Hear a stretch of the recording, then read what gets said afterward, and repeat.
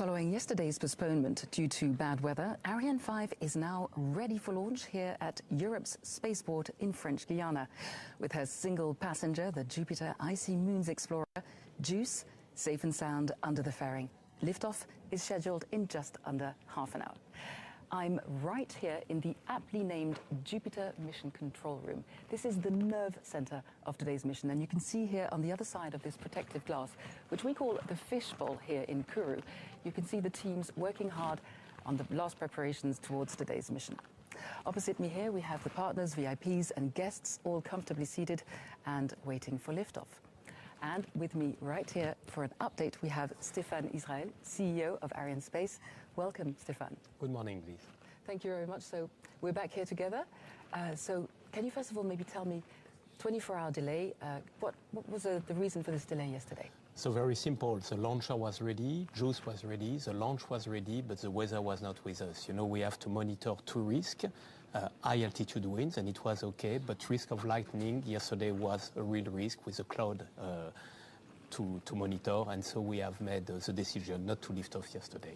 But of course, as we always say, better be safe than sorry. JUICE can absolutely afford to wait another day under the fairing, not a problem. Yes, for sure, because you know that once we will have done our job after 27 minutes and once we will have orbited JUICE on an escape orbit, then it will be the start of an 8-year journey. So one day is nothing as compared to what we have ahead of us. We will monitor the weather now in the final minutes. The teams have worked all night. All is red up to now, so we are now... All is green up to now. Sorry. And we can see it on the status board, and we get some clapping here from the crowd. It's a part of emotion for such an important mission. It's going to bring us very good luck. Yes, absolutely. All is green. And so at 9:14, we will lift off. At 9:14, we'll lift off. Thank you so much, Stéphane, and fingers crossed, good luck for today. And we'll see you later. Thank you so much, Stéphane. And Stéphane is getting a round of applause in here in Jupiter. Of course, an emotion which is easy to understand, obviously, considering the conditions of yesterday's delay. But everything is fine, safe and sound under the fairing, as we said. So, as the teams working here in Jupiter Control, more than 7,000 kilometers away over the Atlantic at ESA's Mission Control Center in Darmstadt, Germany, we have the teams there who will take over control of the aircraft once it separates from the mothership. And we're going to go straight over and speak to them and hear how things are looking over there in Darmstadt. Over to you, Matt.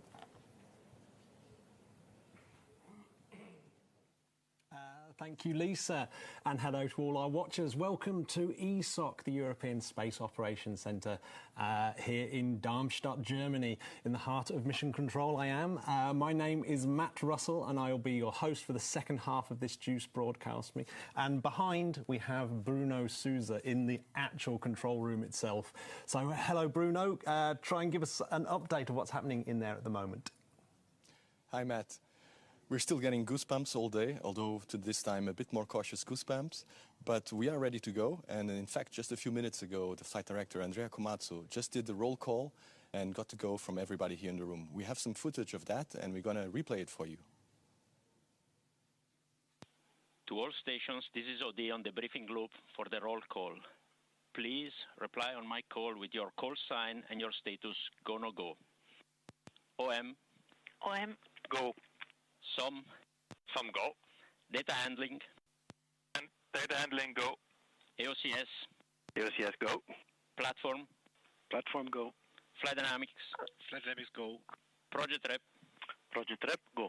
Project support. Project support go. Softcode. Softcode go. Software support.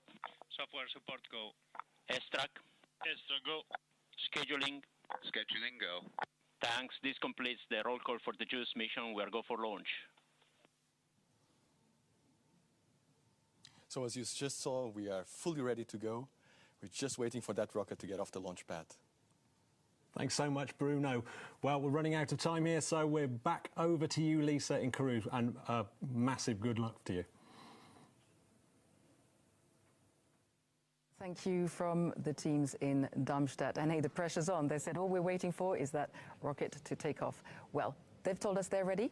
The rocket is ready, but we want to know about JUICE. And we have Mihaela Barbeau from ESA who's here to tell us all about it. Mihaela.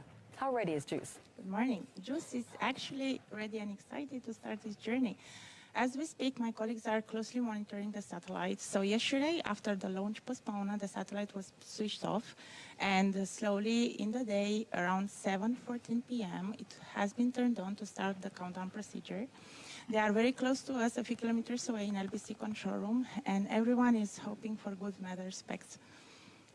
Fantastic. So we have a bit of time to chat about this. So your job is schedule controller. Does that mean that you're in charge of making sure all goes to plan? It's part of my responsibility, but you know, when it comes to scheduling, it's never one single person's job. It's actually a team exercise because planning means working coherently as a team. And us, the JUICE project team, we are quite schedule-oriented. We have a strong planning mindset. And even if you have the most perfect plan, you always have risk, you have uncertainty. And we saw that yesterday. So imagine if you take a step back, us in JUICE, we had to run our AIT campaign through a pandemic. And if you think of the industrial consortium, more than 2,000 people worked on this program, 23 countries, 18 institutions, 83 companies, then you understand the complexity of project management that my colleagues and I have been performed on this mission. And done a fantastic job so far. So this is a personal journey for you. It's 8 years, your entire professional life, because you're just a baby. So tell us how you're feeling today. I'm very excited, and yes, JUICE is my entire career in ESA. And yesterday, as the project team, we received so much positive energy from home, from our science project. Thank you so much for your wishes. Everyone in ESTEC, we saw you how many were there. Thank you for your support. ESOC, ESAC, the people on the spaceport, we managed to see our extended JUICE family, our instrument colleagues, and we spoke with them. So they gave us all the energy to go through the night and to keep JUICE ready for the launch today. Thank you so much. Have you got a last word before we leave it here? I wish everyone to enjoy the launch from all the teams who have worked on this amazing journey. As European, I'm exceptionally proud to be part of it. And let's enjoy the event of today. It's well-deserved. Absolutely well-deserved for your teams and, of course, all the other teams that you mentioned that have been working on this project. Thank you so much, Mihaela. Thank you. So as Mihaela was saying, a huge amount of work from teams all over the world. We're going to find out more about these teams' achievements and, of course, about JUICE in the next film.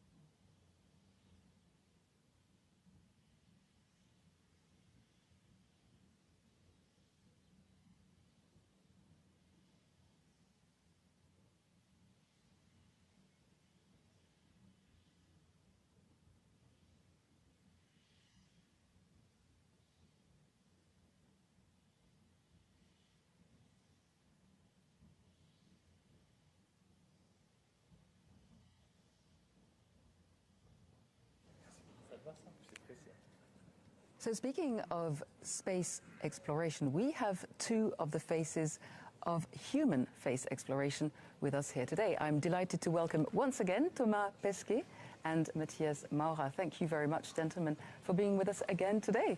It's a pleasure. So we're seeing JUICE go up into space with these outstanding instruments. What is it about sending this kind of instrument, going out to space yourselves, that helps us back here on Earth? First question to you. Yeah, I think space exploration really in space ticks all the boxes. You get all the short-term benefits, you know, the things that we all use, that we all have in our smartphones, the navigation, the weather report. And then you have the more medium-term, I would say, applications. The reason we know today about climate change, the reason we're in position to fight climate change is thanks to all the missions we send around the Earth and observing the Earth. So that's kind of the more medium terms. Space agencies are the champions of fighting against climate change. And then you have the longer term, the far-reaching benefits for the future. And that's the research and the exploration we're doing, the research on board the space station, building better materials, you know, better medicine, better treatments. And it all diffuses in society on Earth and it's going to make the progress, you know, go up one step at a time. And then those missions going far out into the solar system, it's really to look at ourselves, our place in the universe, how do planets form, where do we come from, where are we going? Those are very important questions, and those are the type of questions that we're trying to solve with those missions. Fantastic. Well, we're talking about JUICE today that's about to lift off and go on its mission, a long, long journey. But what about human space exploration? What are the next destinations? Oh, I think the next destination is very much the moon. I mean, the next big thing in space exploration, human space exploration, is the Artemis program. ESA has a big part to play in the Artemis program. We're providing the European service module to the Orion capsule. And that means one day we'll see European astronauts around the moon, on the moon. And so to prepare for this, we also have our robotic moon exploration. And then what we'll learn on the moon will put us in a position one day to go to Mars. And Mars is the twin sister of the Earth. That's where we learn a lot on ourselves. It had similar conditions. It has lost its atmosphere. Liquid water also has disappeared. Can it happen to us? You know, those are important questions. And that's why we'll go to Mars first with our probes, with our orbiters, and then one day with human exploration to Mars. That's the big prize money, the big goal, the big step. Fantastic. Wow. It makes you dream. But of course, what I would like to know from you, Matthias, is are you guys getting ready to take part in these adventures? Yes, so Thomas and I, we already flew to a low Earth orbit and flying to the moon. We need to learn more because on the moon you need geologists. So we need to go out in the field and learn how to talk with the geologist, how to be the hands and the eyes of the geologist once we're on the surface of the moon. And ESA already started this training for European astronauts some years ago. And so we see continuously European astronauts going out into the field, learning all these skills. But we also need to develop facilities where we can train European astronauts what to do on the moon. And so in Cologne, we will now have the moon training facility, which will enable to do all this training over there. And it will be so good that even hopefully the NASA astronauts will come over to train there, for their Artemis mission. So that's the big vision that we have. But it's not only learning for the moon. We also should also keep in focus that we have European astronauts flying to the ISS. Andy Mogensen is getting ready to fly later this year. And we just started a new astronaut class. They will be flying to the ISS, hopefully, and to whatever comes after the ISS. So do you imagine yourself taking off from here from the European spaceport here in French Guiana one day, Matthias? Yes, we are currently in times that are really like a revolution in space. And so Europe needs to step up. And one of the big missions that we have, we need to become sovereign, to become autonomous, also with access to space for Europeans from European soil. And I think French Guiana is the ideal place to send Europeans on a European rocket in a European capsule to space. It's our big dream, Thomas and I. We would love to fly together from here to low Earth orbit, but maybe even also in a European rocket further towards the moon. And you said you'd be happy to welcome your NASA friends as well. Absolutely. I mean, it's like we should not forget spaceflight is also a soft diplomacy power. And we will see very soon that China will invite foreign astronauts to fly to their space station. And so we Europeans, we are just learning that in these times it becomes more and more important to be on level field playing, and spaceflight definitely is also an important part in the diplomacy area. Huge thank you, Matthias. And we have with us Josef Aschbacher. You are the Director General of ESA. Thank you for joining us. So in a nutshell here, what we've been talking about is Europe's capabilities for independent launch. Are you going to make this happen? You have 15 seconds. It's not for me to make it happen. It's all the others to make it happen. But certainly we have been working very hard on it. We have consulted experts, independent experts, to help us giving advice what this would mean for Europe as a unity of all the countries, the inspiration we would give, the economic benefits, the geopolitical strength that would be portrayed through such an activity. So there's a lot of interesting facets, and you have just heard Matthias and Thomas talking about those because it's so important, and yes, we're working on it. But let's talk about JUICE because that's why we're here. Also another excellence where Europe is really good, and let's look how our satellites and our launches are doing. Thank you very much, gentlemen. Huge thank you. Thank you. And to talk about JUICE, I am joined by Raphaël Chevrier from ARIANESPACE. Raphaël is going to take us step by step all the way through every step of the mission. Raphaël? Hello, Liz. Hello. Welcome to Road to Space, and I'm going to let you take over from here and tell us what the next steps are. Yes, so this morning we are launching towards the east, where we benefit from the slingshot effect given by the rotation of the Earth. So the launcher performs a first pitch maneuver in order to get us into the right direction. And only 2 minutes and 17 seconds after liftoff, the two boosters have done their jobs of providing the main thrust, so we don't need them anymore. They are detached from the launcher. Shortly after that, the fairing, which protected the spacecraft from the environment of the launch, is also jettisoned as we have crossed the limits of the atmosphere. Once the launcher reaches an intermediate orbit, the main stage is cut off and separated. So then the upper stage takes over, which engine is going to power for about 16 minutes in order to raise speed and altitude and release JUICE on the targeted orbit. So, by the way, the little towers that you see on the motion picture, they represent a chain of telemetry stations that are receiving data from the Ariane 5 in real time all along the flight path. After some orientation maneuvers, JUICE is separated on a liberations orbit. It means that it will have the required speed to escape literally the gravitational pull of the Earth. Then this is almost the end of the mission from the launcher, as we still need to perform some disposal maneuvers of the upper stage, but JUICE is only beginning its journey. ESA teams will use the Norcia ground telemetry stations in Australia to acquire the signal from the spacecraft and take full control of it. 1 hour and a half after liftoff, Joule will start deploying itself like a butterfly into space. First, it will unfold the large solar panels. Their total surface is 85 square meters. This is definitely bigger than my Parisian apartment. And then, in the following days, it will deploy its many antennas and probes. So the animation here doesn't depict the increasing altitude that JUICE is going to get, getting farther and farther from Earth on its way to its 8-year journey to Jupiter.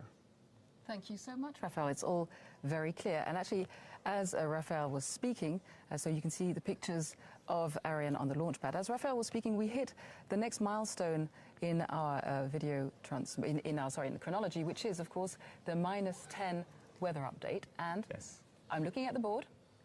All is green. All is green right now. Anything in my earpiece? I don't see anyone picking up a mic. So it's looking good so far. It is green and we're good to go. So good to go. What we check, like Stefan said, we are usually checking the wind at high altitude, the wind in the vicinity of the launch pad, and also the risk of lightning. Yesterday, it is the risk of lightning that prevented us from launching, but today, everything's good. We're good to go. We can continue the operations. That sounds great. And continuing the operations means that we're heading towards what we call the synchronized sequence. We'll talk about that in just a minute. So there's another team. You see the teams working here. Final preparation underway here in Jupiter Control. But of course, there's another team at the Launch Control Center, which is much closer to the launch. It's about 4 kilometers to the launcher. And they've been working since last night. They've not slept. Tell us more about them. Well, these teams are monitoring all the operations during the final countdown. So, for example, they are filling the cryogenic stages. They are cooling the Vulcan engine. That's the main engine of the launcher. They are pressurizing the upper stage sphere. This is them hard at work in the morning. Exactly. And I think the images were shot this morning, actually. And so it's all these operations that are leading us to the start of the synchronized sequence. So what is this synchronized sequence, Raphael? Well, it's a real crucial step. You have 30 seconds. Yeah. So I'm going to make it very quick. It's basically a succession of operations aimed at giving more and more autonomy to the launcher and to set it in its flight configuration. Yeah, because it's an irreversible. Once we've started the synchronized sequence, we can't go back. No, so we are going. Absolutely. And we're going to now wait and hear. À tous de DDO, attention pour le début de la séquence finale lanceur. Top H0 -7 minutes. So there we heard it from the DDO, who is the Range Operations Manager. We'll talk about him in a minute. And he's just announced the start of the synchronized sequence. Just a quick question. Why does it have to happen at -7? We were just saying. Well, I mean, this is obviously not a magic number. This is just the time for all these last-minute operations to be performed. For example, we are topping up and pressurizing the tanks.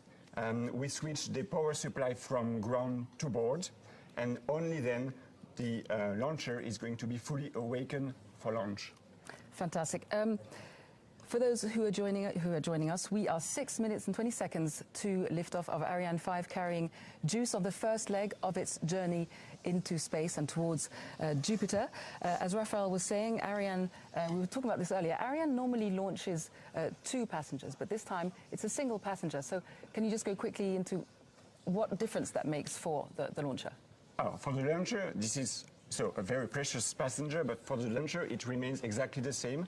You have the 2 lateral boosters, you have the main stage, you have the upper stage, 1 fairing. We are also launching towards the east, which is the same direction as for standard telecommunication satellites. Only the final destination is a bit different. This is Jupiter. It is the last time that we performed such a single configuration. One of the last time was for launching the Space Telescope James Webb. Let's hope today is going to be as flawless and smooth. Absolutely. And let's quickly now go into the film and have a look at the last couple of months of launch preparations.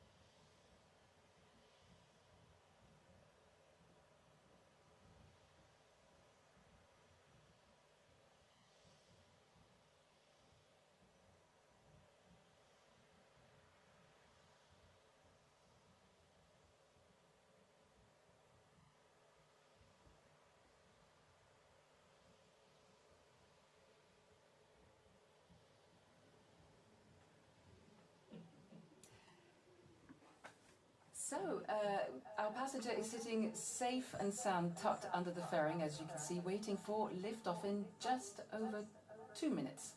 Raphael, I have moved to the skybox overlooking the Jupiter control room, where, as you can imagine,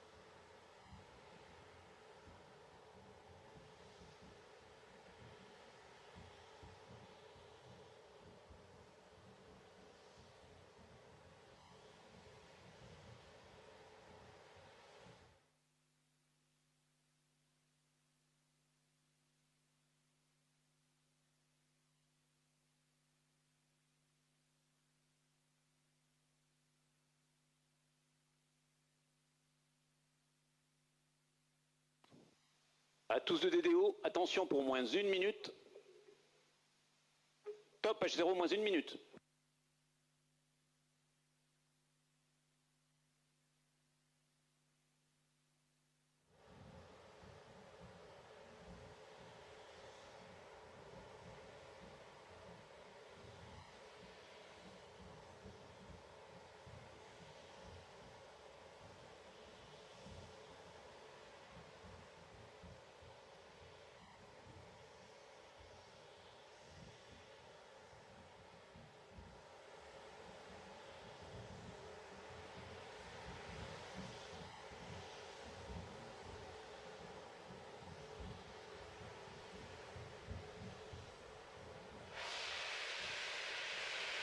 À tous de DDO, attention pour le décompte final. 10, 9, 8, 7, 6, 5, 4, 3, 2, 1, top.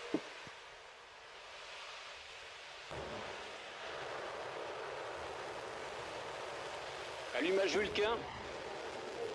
Allumage AP, décollage.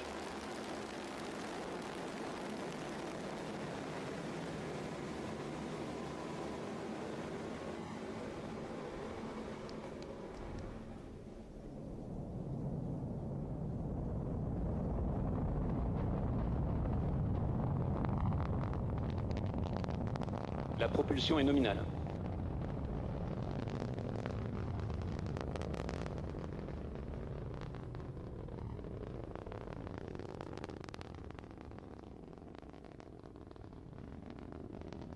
La propulsion est nominale.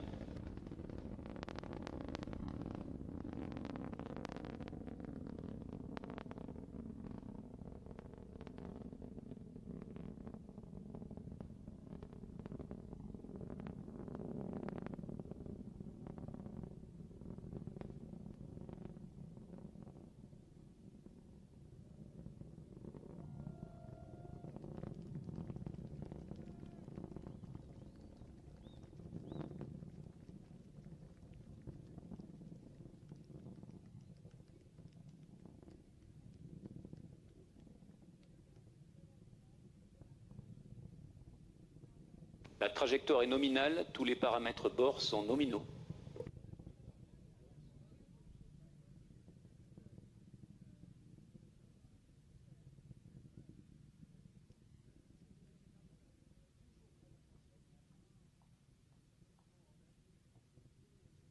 La propulsion est nominale, le pilotage est calme.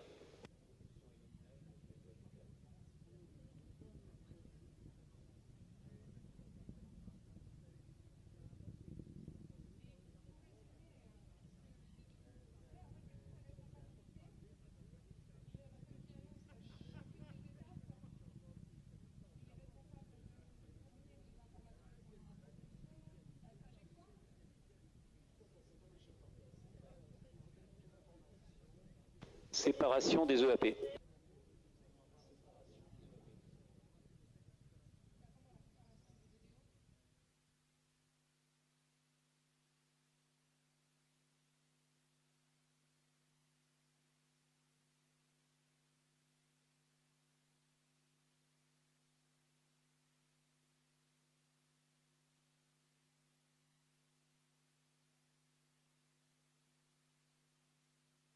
La trajectoire est nominale.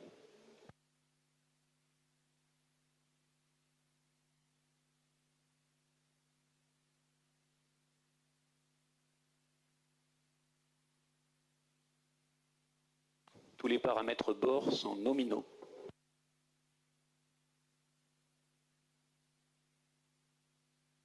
Séparation coiffe confirmée.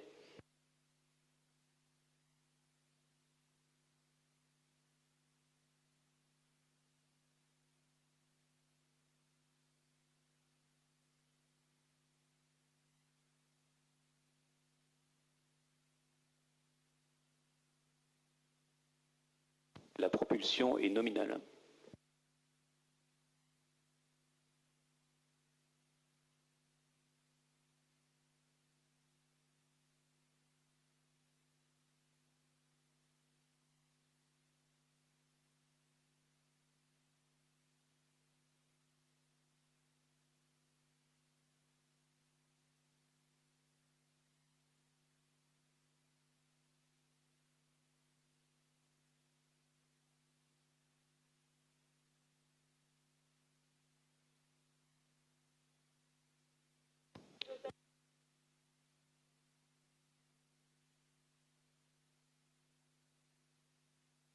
Le pilotage est calme, la propulsion est nominale.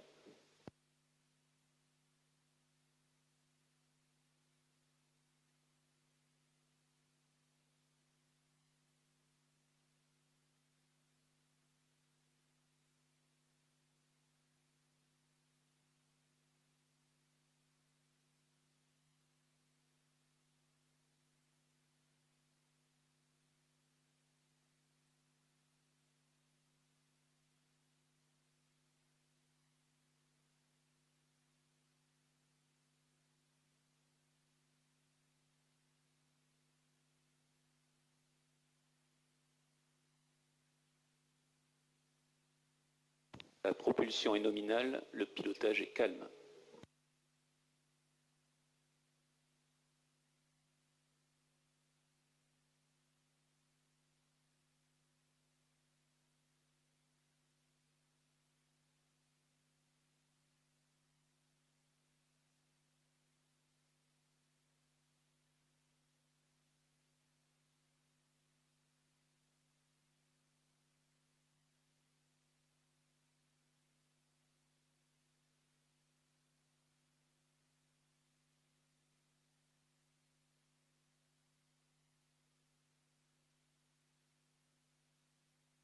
La trajectoire est nominale, le pilotage est calme.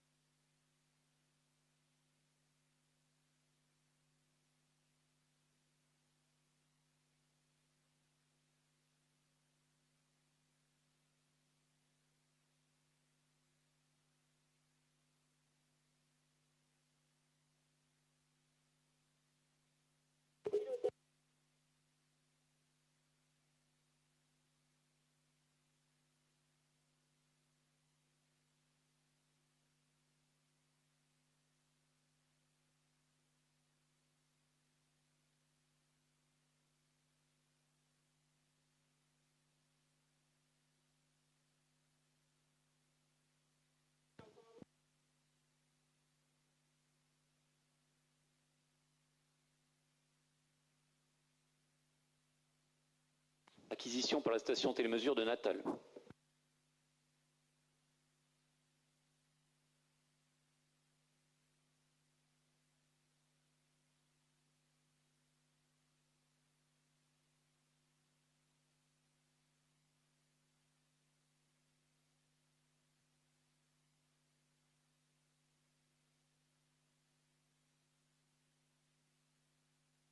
La trajectoire est nominale, tous les paramètres bord sont normaux.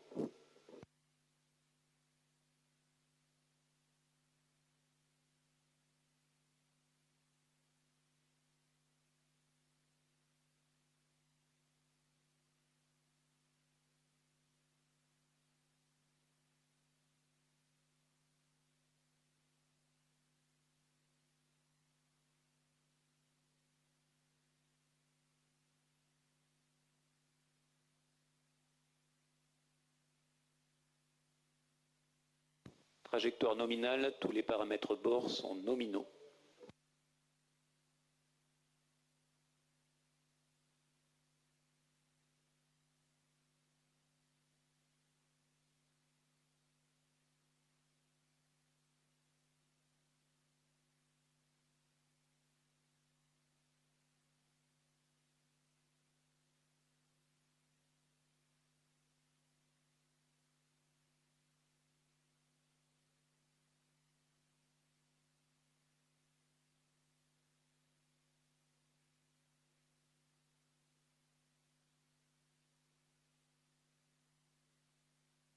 Trajectoire nominale, tous paramètres nominaux.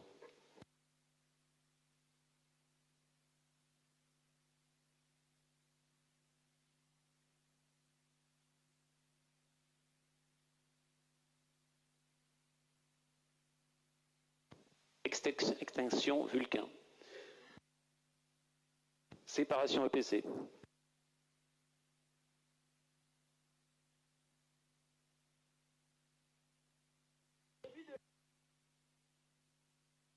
Allumage ESC confirmé.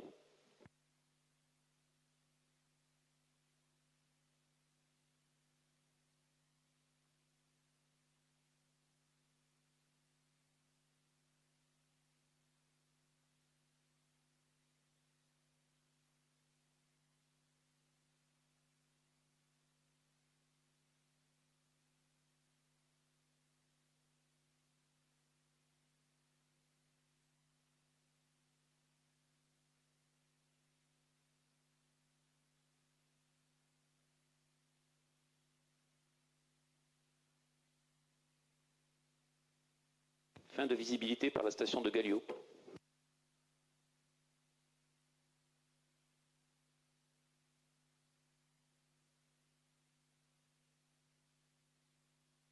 Le pilotage est calme.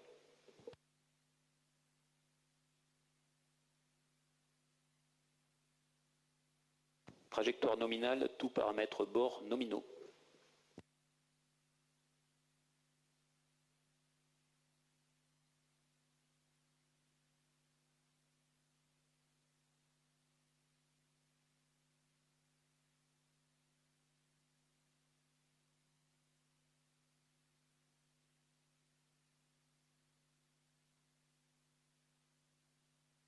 La propulsion est nominale.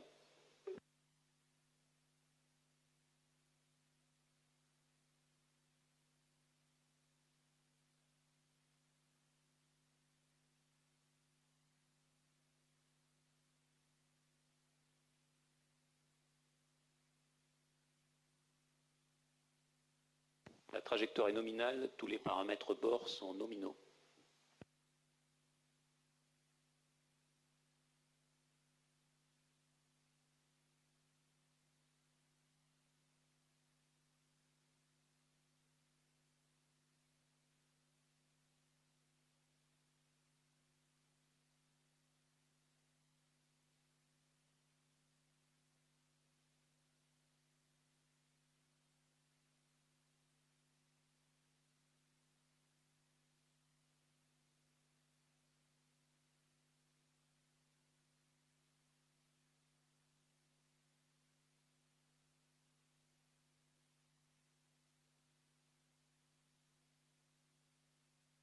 La trajectoire est nominale, tous les paramètres bord sont nominaux.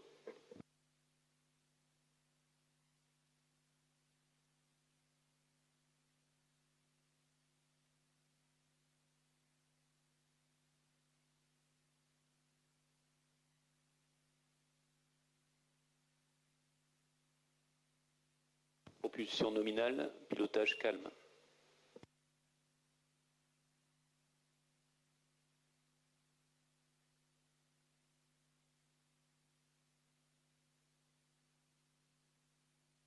La trajectoire est nominale, tous les paramètres à bord sont nominaux.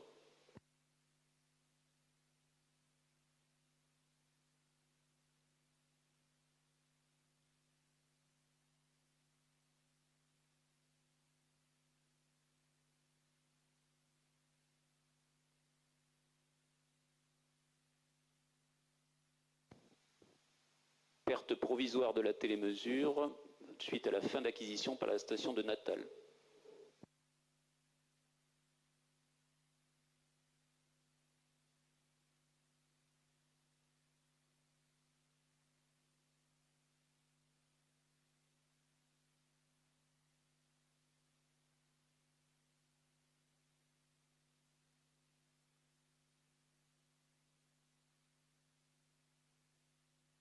Acquisition de la télémesure par la station d'Ascension.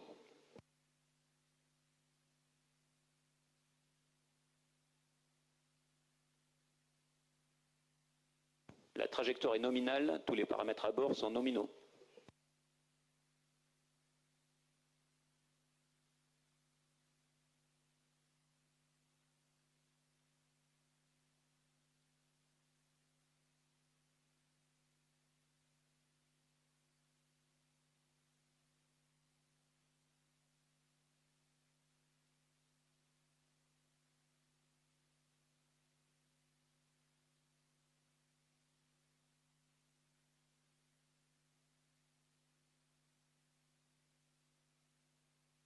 La trajectoire est nominale, tous les paramètres bord sont nominaux.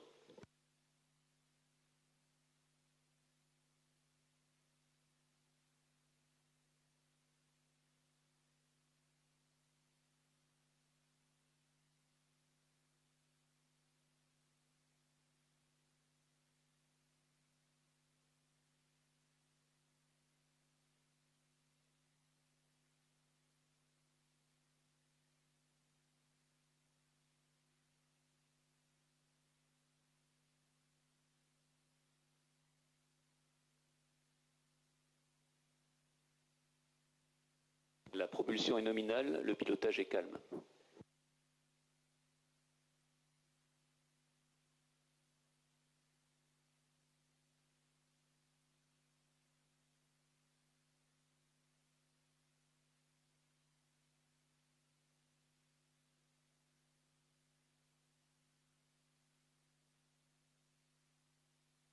La trajectoire est nominale.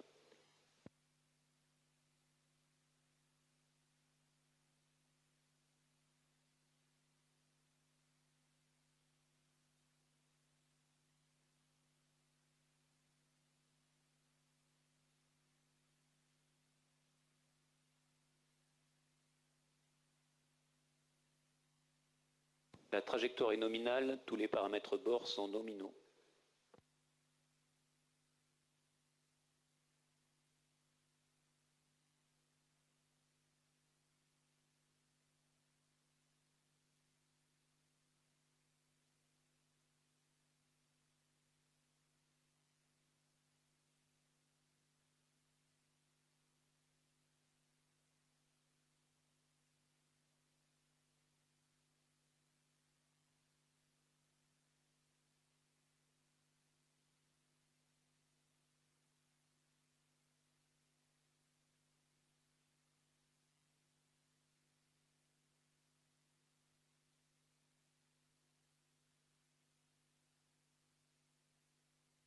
La trajectoire est nominale, tous les paramètres bord sont nominaux.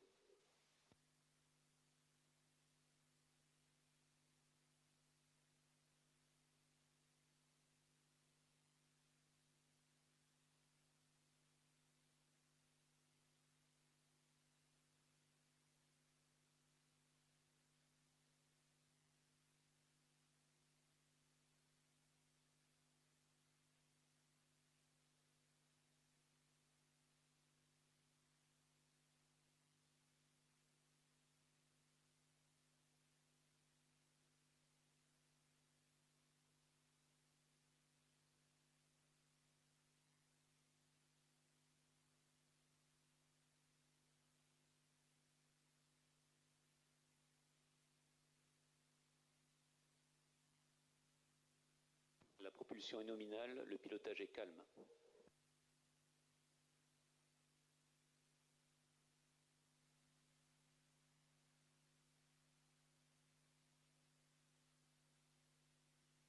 Tous les paramètres bord sont nominaux.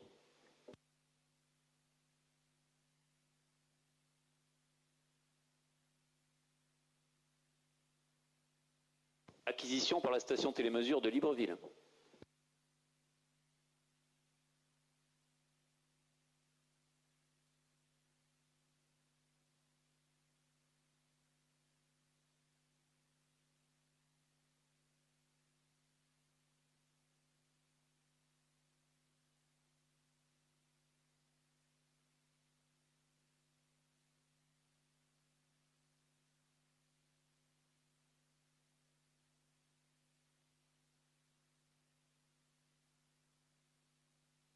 Tous les paramètres bord sont nominaux.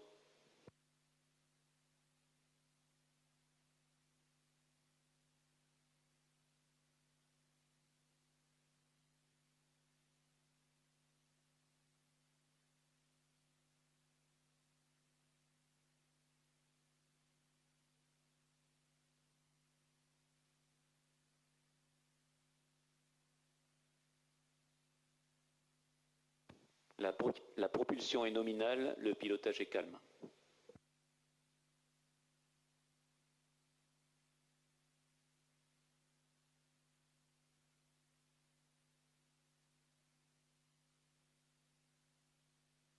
La trajectoire est nominale, tous les paramètres bord sont nominaux.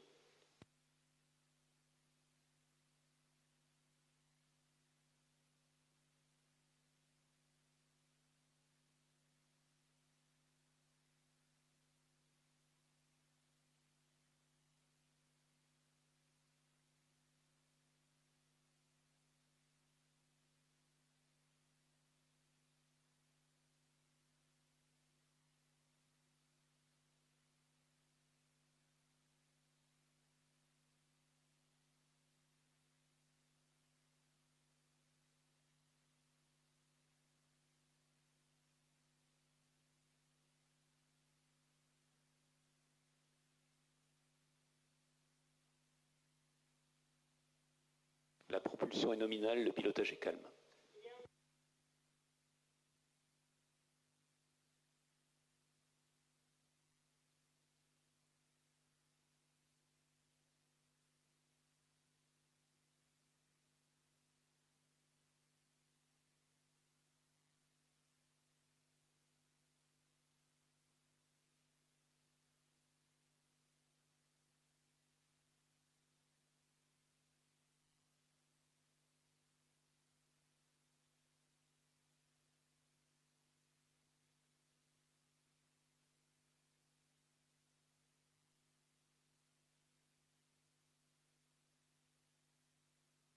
La propulsion est nominale, le pilotage est calme.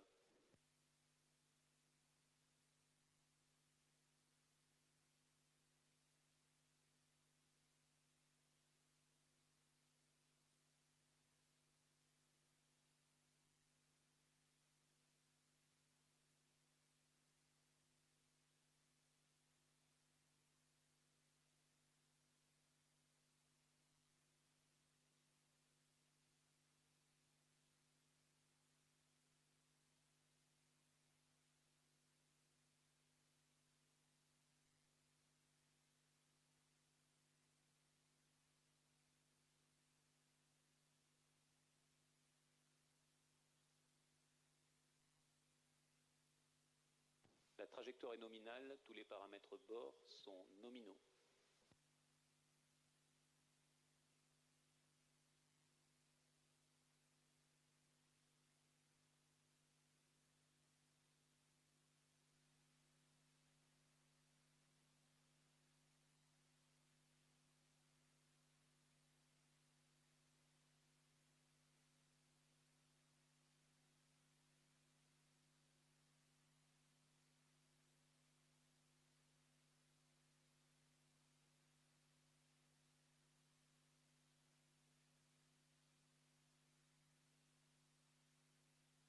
Acquisition par la station télémesure de Malindi.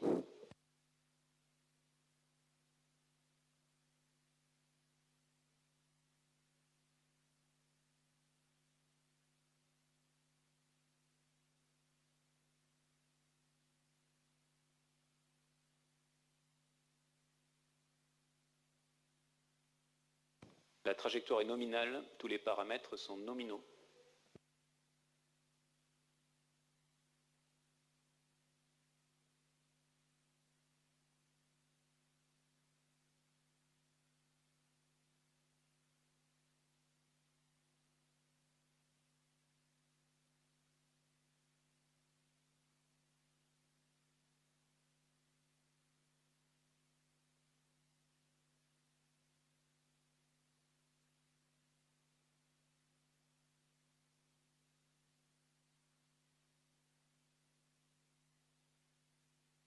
Le pilotage est calme, la manœuvre en roulis se poursuit de manière nominale.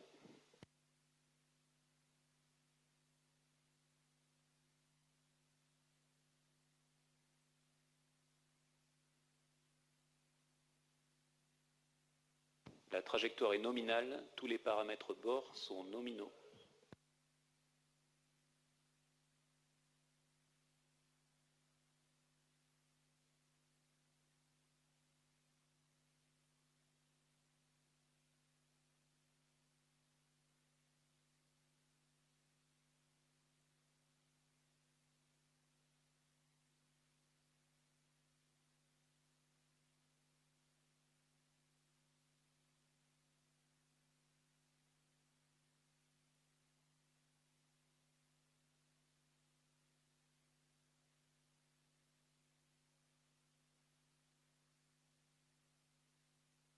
La propulsion est nominale, le pilotage est calme.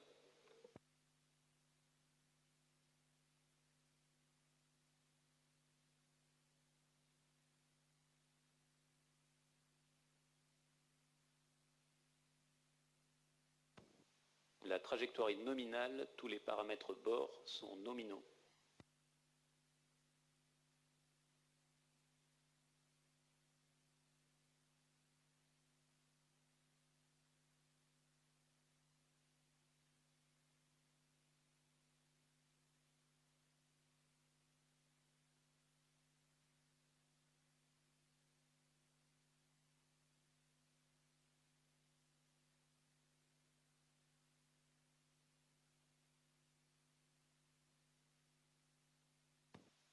La propulsion est nominale, le pilotage est calme.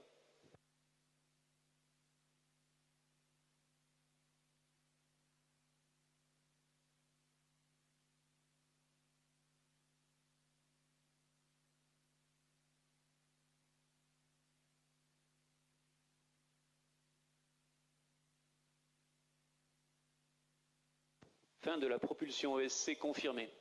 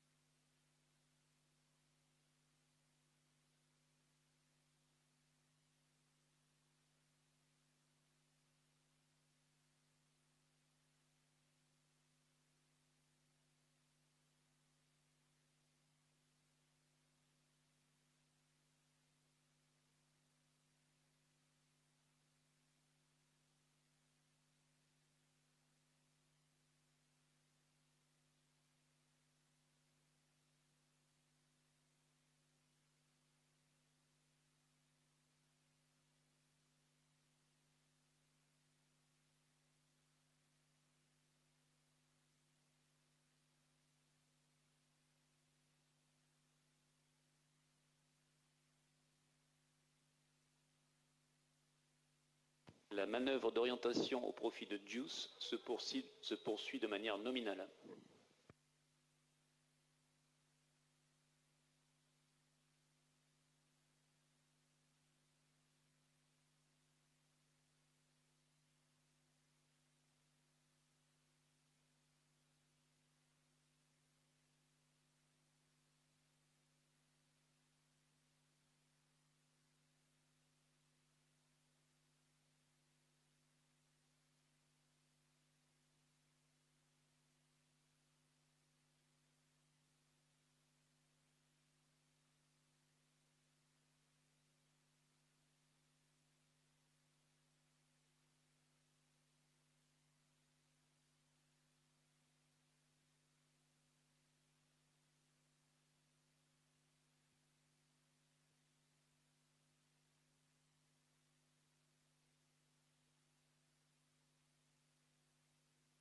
Séparation Juice confirmée.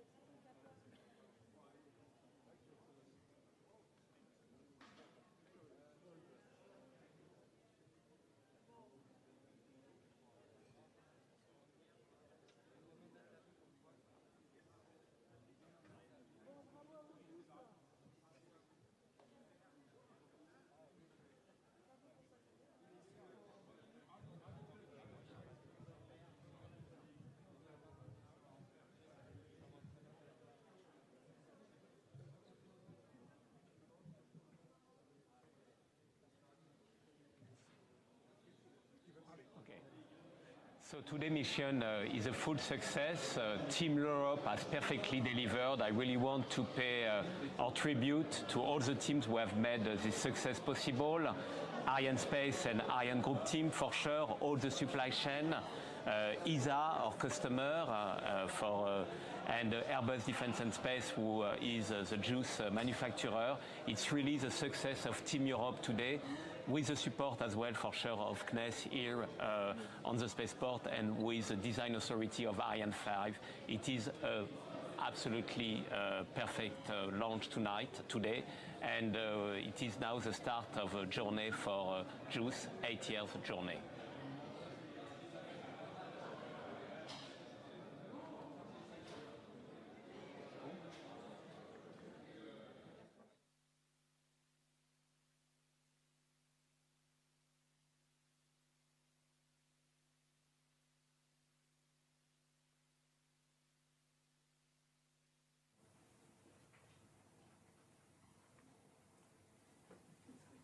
Thank you very much, Lisa.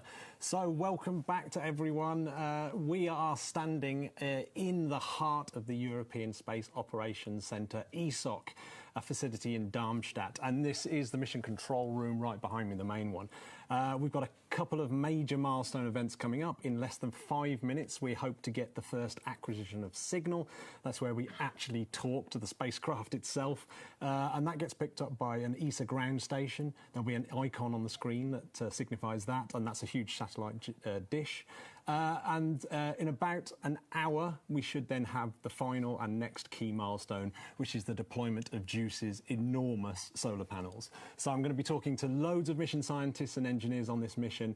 And if you're watching and have questions, then you can ask them. You can go onto social media and go to #AskESA, and we will pick them up, and I'll try and get those questions answered. I'm super lucky, and we're all really super excited as well. This has been an amazing day after yesterday's disappointment. For the next half hour, I've got Deputy Flight Director Bruno Souza, who's standing there in the heart of the operation. So, Bruno, how is it looking there in the nerve centre right now?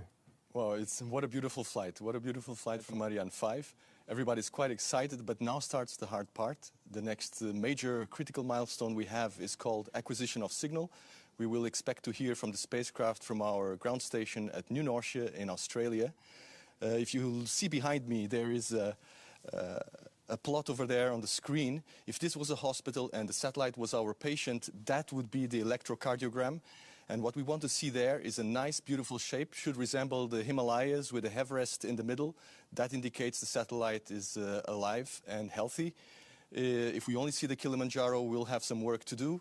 If we don't see anything at all, we'll just have to be patient and wait for it to come. It will come for sure. So now starts the hard part. The teams will start working.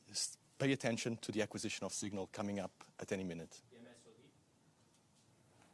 So much has happened already. As you can see on the bottom of your screen, with 4 icons representing major milestones in the launch today. We've made it through the first 2, which is unbelievably exciting. Launch and separation of JUICE. Well done to those teams. The next one you can see is the ground station, big satellite dish, which is our acquisition of signal icon, and the solar array deployment icon is that final one. As you can see, I've got a new guest here, the first of our guests, Angela Dietz. So I've been watching you working in the control room, so you've come off a night shift, is that right? Not yet. We started at 6 o'clock in the morning. That's okay. A night shift. That's a night shift exactly. As far as I'm concerned. It's the second time we did it, and everything worked well. And yes, we launched. It's amazing. And in about a minute, we actually might see the acquisition of signal already. So it might be already coming up now. It's not guaranteed. There could be also delays if the spacecraft has a certain spin from the separation from the launcher. In fact, we've got this little picture here. What sort of thing are we expecting to see? Yeah, so like Bruno was explaining, a bit like a mountain in the middle. Yeah, so this is the frequency band the ground station is listening to. So it's pointed at JUICE, where JUICE is supposed to be, and the communication system on the spacecraft was already started, so it's already transmitting data. But here we wait for the spacecraft actually to come over the horizon, so to arrive, to be seen from the ground station. So have we got a small window where we can see this, or how big's the window where we can actually see this acquisition Well, signal? first time would be actually now, but it could be delayed up to 40 minutes. So really depends how the spacecraft is moving. If it's a little bit tumbling, the spacecraft will first do an acquisition and stabilize the attitude. Okay, right. We're just coming up to this acquisition window, so I'm going to go over to Bruno in the control room and see if we can see what's happening. We just have to be patient. The signal is not there yet. At any moment now, it will appear. Actually, I will not bother you describing it too much. Just stay with me and watch that signal until it pops up with the signal of our spacecraft.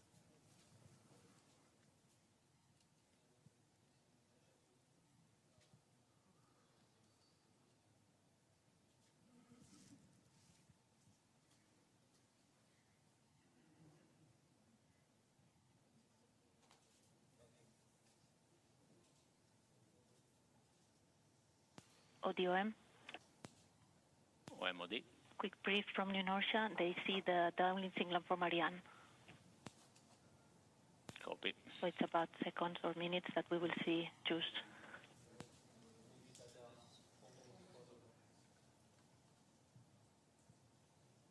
It's gonna come.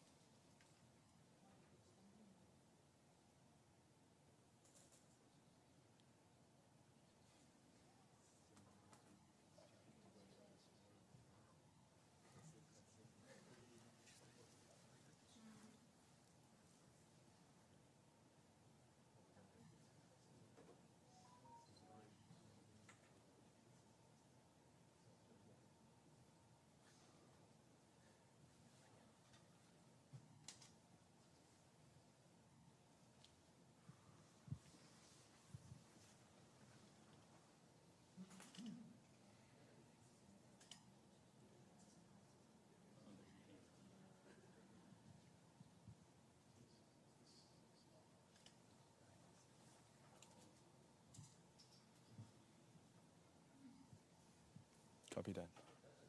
Just stand by.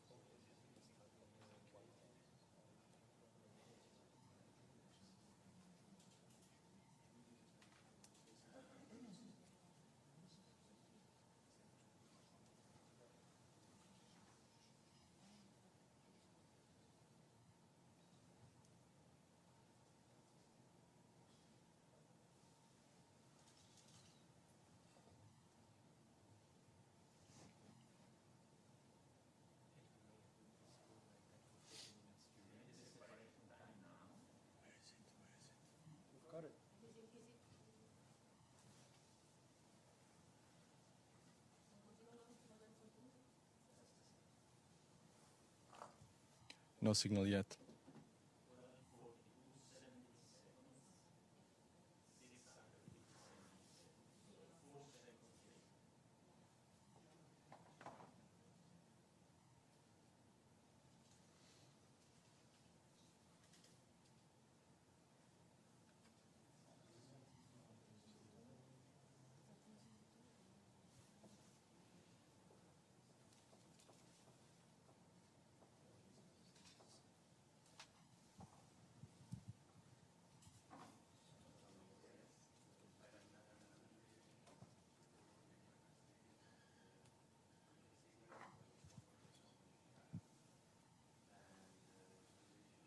La dernière manœuvre d'orientation de l'étage supérieur se poursuit de manière nominale.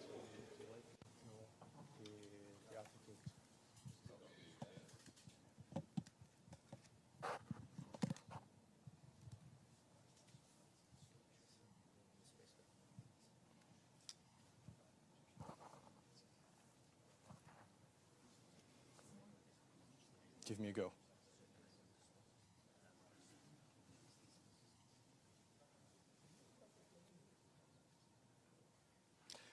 We still don't have acquisition of signal at this point. This satellite, as you might have heard already, has been separated from the launcher, from Ariane 5. As it separates, there's always a certain rotation, a tumbling effect. The satellite needs to first prime the thrusters. That means it needs to make all the pipes open such that the fuel and the oxidizer can flow through it.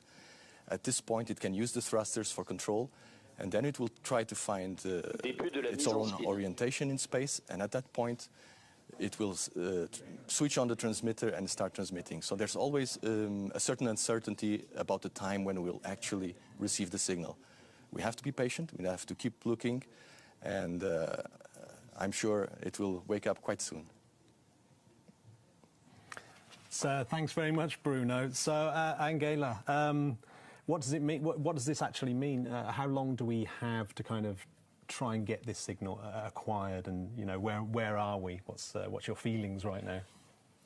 For me, this is still nominal, yeah, Yep. still quite nominal. So this really what we said, like 51, that the spacecraft comes over the horizon of the antenna, so could be seen from the antenna, but that doesn't mean that the spacecraft is already in a state to really transmit. It's what Bruno was said. So it's really still finding, stabilizing the attitude. So yeah, only in about half an hour we would start to get nervous. So from this point on, it's still nominal for our point of view. And if it is tumbling and the spacecraft itself does its own kind of trying to work itself out, and that obviously there's millions of different scenarios, I'm assuming, of how it does that. So is that why there might be this delay in terms of how it works itself out? Yeah, there's some studies, some investigations have been done how much the tumbling could be, and yeah, it could be worst case. Yeah, yep. Just taking this time. Okay, well, thanks very much. Thanks very much for joining us. It's really tense now. It's super tense. So if you've just joined us and you are following the JUICE spacecraft after its separation from Ariane 5, we're hoping to actually talk to the spacecraft soon. It's starting its billion-kilometre journey to Jupiter. Many billion-kilometre journey to Jupiter. We're in the European Space Operations Centre, where the fleet of the European satellites and spacecraft are actually flown and controlled by a large multinational team, people Angela, scientists and engineers. If you want to ask questions of my many guests that are coming up, you can use the hashtag #AskESA, and I'll try and get them answered as soon as I can. But in the meantime, I'm going to switch you back over to Bruno. To me.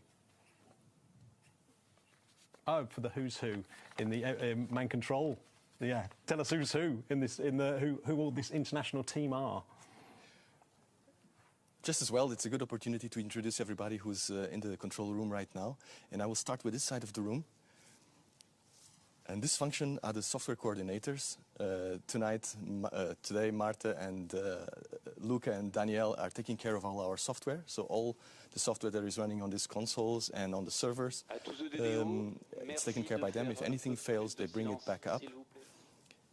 Right next to them are the ground operations managers, and they are taking care of all the facilities, all the ground stations, making sure that we are connected to the ground station, configuring the ground station to listen in on the satellite, so they will be responsible for finding the satellite in the sky shortly. Now we move over here to the flight control team. And in the flight control team, they're responsible for operating the satellite, so they will take over control once we see it in the sky. Different functions are present here.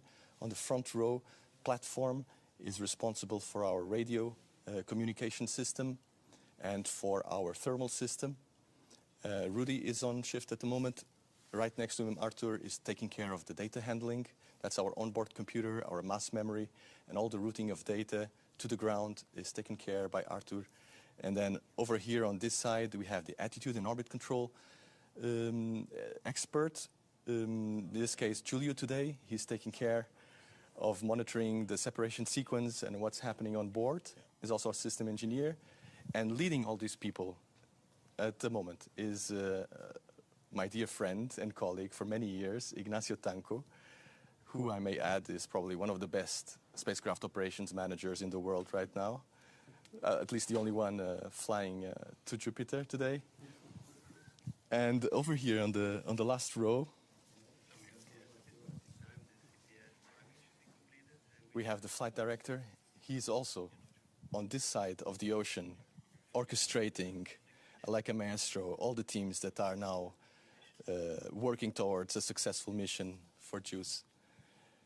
And next to him, we have project support, the project representative. They have been working on the development of JUICE for many years, and they have been managing the program, and now they are finally seeing the fruit of their long years of work.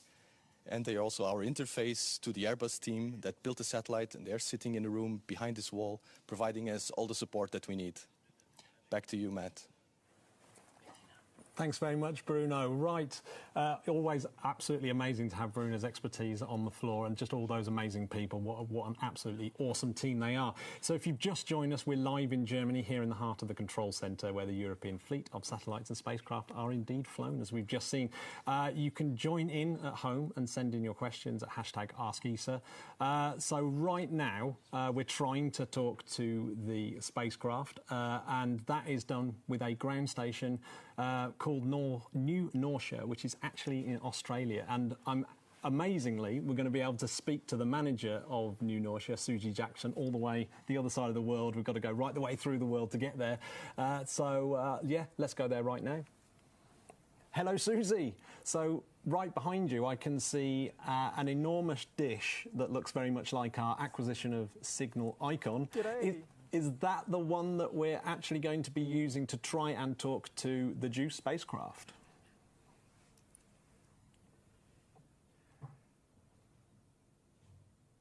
Yes, so this is New Norcia 1. This is our 35-metre main antenna here at New Norcia, and we're currently having a go at acquiring JUICE as we speak. As you can see, we're up a little ways away from the horizon already, so the spacecraft is up in the sky here. Conditions here are really good, really nominal, and we're waiting for the signal to come in from the spacecraft. So that does look like an enormous dish. Does that track it straight away, or is there another dish that sort of can move faster and get a hold of the spacecraft before this massive, enormous dish does?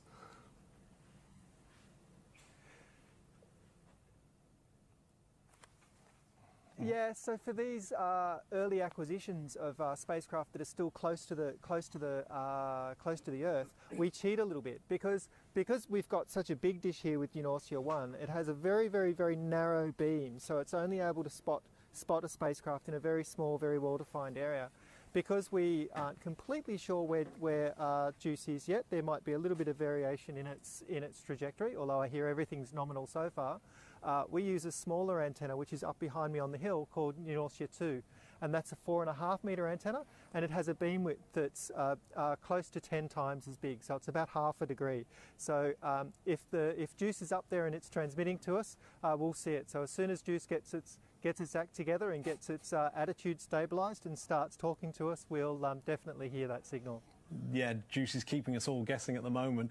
So how long can this dish actually track JUICE for? Is it for the whole day, or how does that work?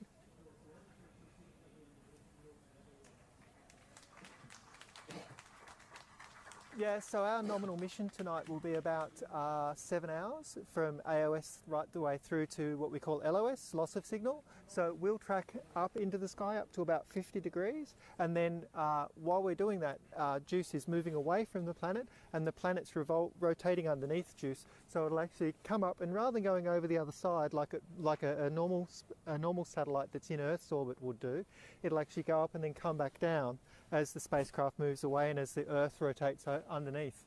So we'll see, if you're still watching in 7 hours, which I'm sure you won't, we'll see the antenna set again, pretty much back where we came from. Yes, Susie, I've got some great news for you. We have acquisition of signal, so I'm going to go over to Bruno in the main control room. This is super ace news. Wow. What can I say? These are the words that every spacecraft operations engineer wants to hear. And Andrea Komatsu just said them to us. He said, we have acquisition of signal. The spacecraft is transmitting telemetry. It's flowing into our systems. Everybody's super excited, super happy. Well, it's a lot of work from now onwards, and we have to keep on going. So we'll keep reporting back how we're doing. First of all, we've reached a fantastic milestone. The spacecraft is alive. You start seeing Mount Everest popping up there in the plot right now. The telemetry is flowing and nominal. We will now start checking every subsystem to make sure that everything is healthy after this crazy ride into space. And then we'll report back to tell you how we're doing. Back to you, Matt. Thanks so much, Bruno. I mean, this is I think it's actually made it more exciting, yes. Now, don't forget you can get involved at home and ask questions. And we are on a roller coaster, so we've just hit our first of our milestones. We've got one more really big one coming up. So if you fancy joining in, asking questions, then please do send in your facts. So I'm going to be joined in a second after I show you a video about how exciting this whole journey has been for mankind, getting here to send a spacecraft off to Jupiter. And so we're going to play you a little video now, and I'm going to take you back in time. We're going to go back, far back in time.